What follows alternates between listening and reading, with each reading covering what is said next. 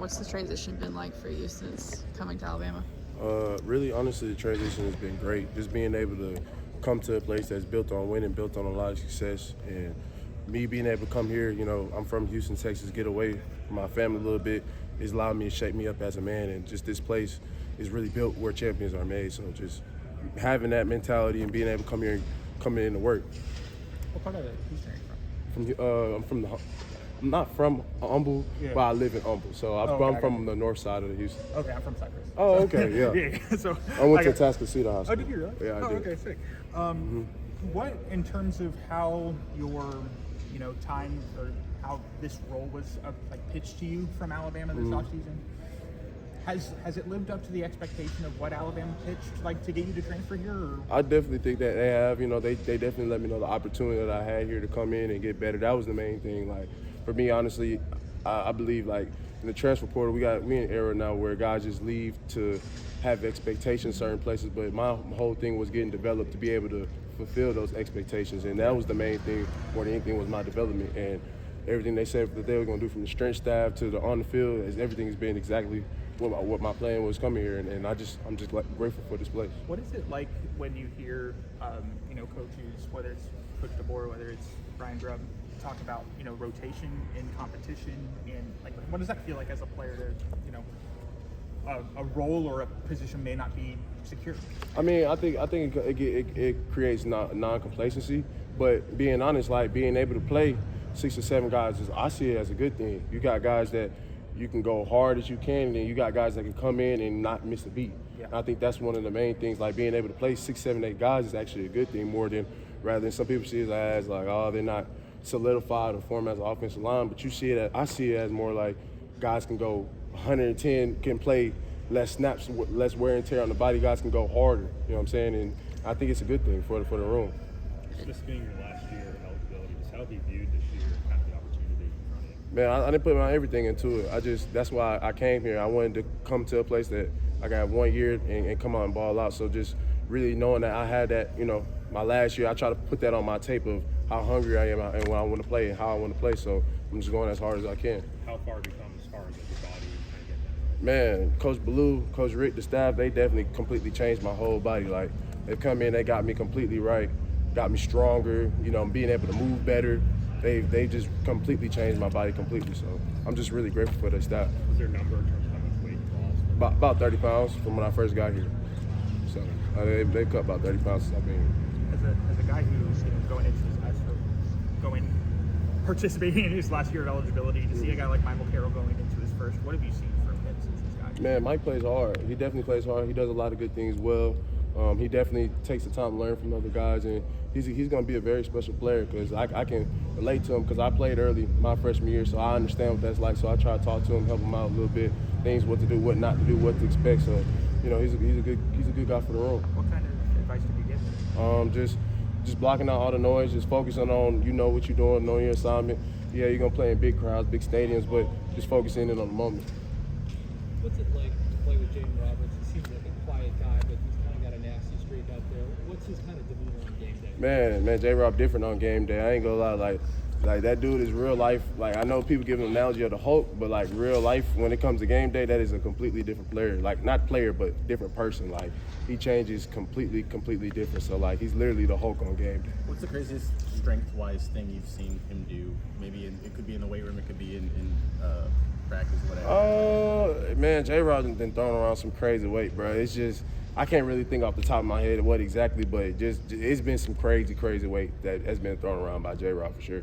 Coach Grubb said yesterday the biggest improvement for the offense was the way y'all practiced last week. You kind of saw that. What was different about practice last week? Man, I think we had it was more of, I think a lot of people when they get punched in the mouth, now you got to respond, and being able to realize that we are Alabama and we have a response to make because everybody knows we're not happy about what we put on tape versus Florida State and what we did versus Florida State. So we realize that how you practice is how you play. So coming out and practice is the most important thing that we have in front of us, and that's how we control what we do every single day as far as practice will allow us to go play on game day and execute.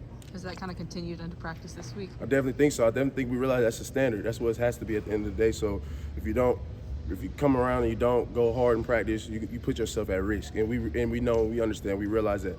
Forgive Do me, I you don't- pull more in this offense and have to move your feet more in this offense than A&M? I wouldn't say that, but I feel like probably A&M probably pulled a little bit more because they do a lot of different pin pull stuff. But I wouldn't say necessarily I have to do more. I think a lot of offenses have a lot of similar schemes. It's just about what the offensive coordinator may like versus what they don't like. So I wouldn't say that.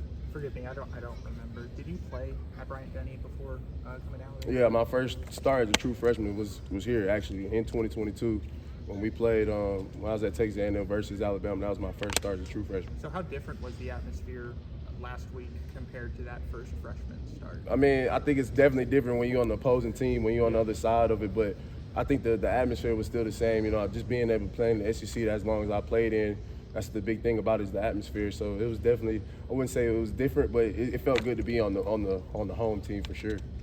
Coach DeBoer mentioned some of the physicalness that Wisconsin brings, and they displayed on film. Can you just talk about what you've seen from a film standpoint, looking at the defensive front and things you guys been working towards, preparing for it when the game comes?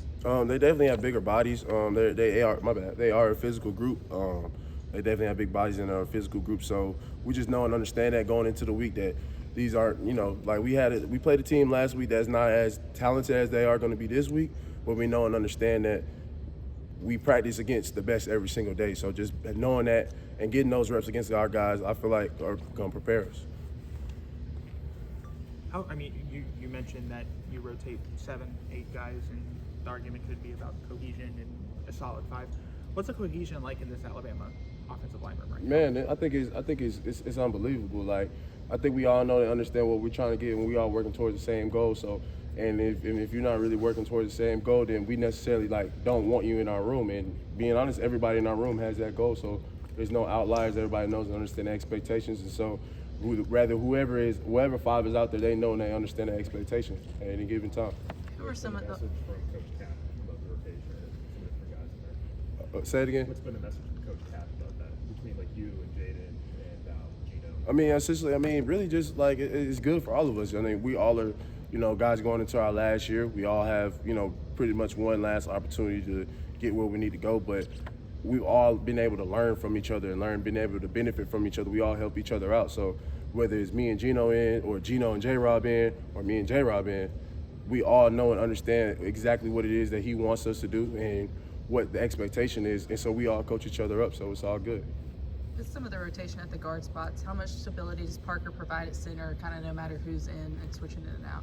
I think Parker he's him. He's who he is, and him being that, being a center, being almost the captain of offensive line is always a good thing to have, and he plays the same way no matter who's in. Whether, like I said, what 3 guards are in, he definitely plays exactly the same, and his standard is still the standard no matter what. So.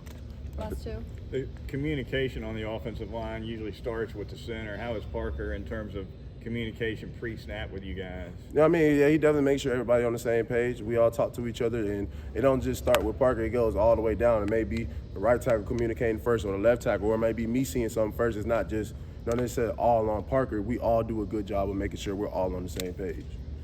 How has he helped you guys in terms of being a leader? Has he organized anything? Has he kind of been like the quarterback of the group?